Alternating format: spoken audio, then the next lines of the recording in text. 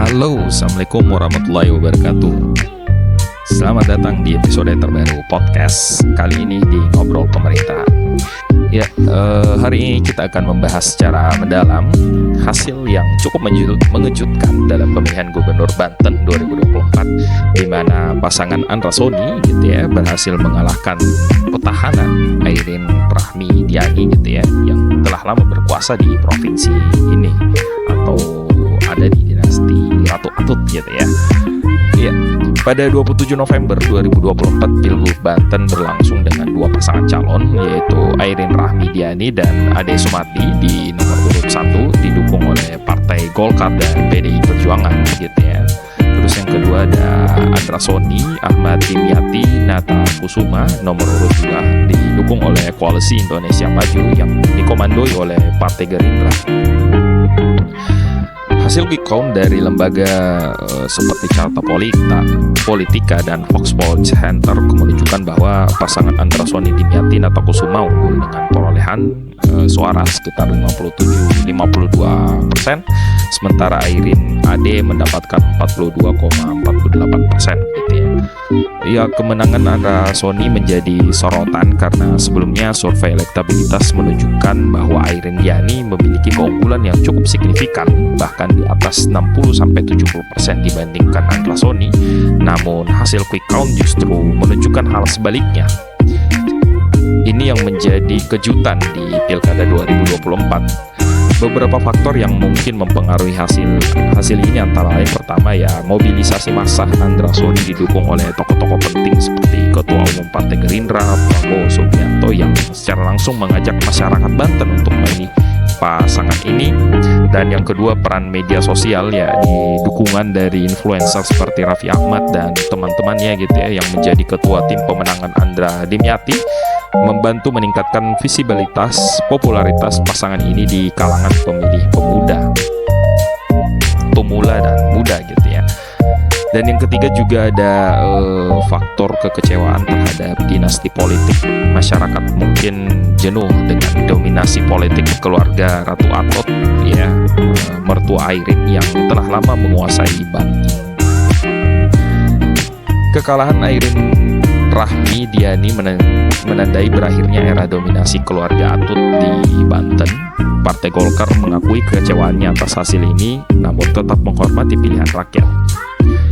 Setelah hasil quick count diumumkan, muncul laporan dugaan kecurangan dalam Pilkada Banten. PDI Perjuangan membentuk tim khusus untuk mengusut dugaan kecurangan tersebut. Sekretaris Jenderal PDI Perjuangan, Hasto Kristianto, menyatakan bahwa tim tersebut akan menelusuri indikasi kecurangan yang melibatkan kepala desa, aparatur sipil atau ASN, hingga oknum TNI Polri untuk mendukung salah satu pasangan calon.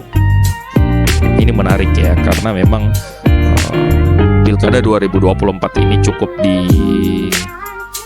didominasi oleh adanya tindakan kecurangan yang dilakukan oleh Parcok Partai Coklat.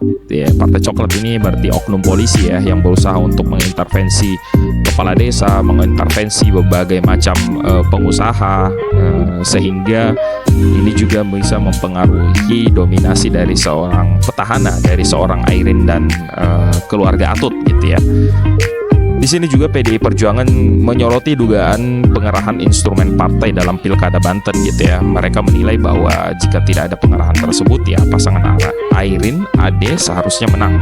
Oleh karena itu PDI Perjuangan membentuk tim khusus untuk mengusut dugaan kecurangan ini Meskipun demikian, PDI Perjuangan menegaskan bahwa akan menghormati proses hukum yang berlaku, menunggu hasil resmi dari Komisi Pemilihan Umum. Dengan demikian, Andra Soni diharapkan dapat membawa perubahan positif bagi Provinsi Banten terutama dalam hal pembangunan dan kesejahteraan masyarakat.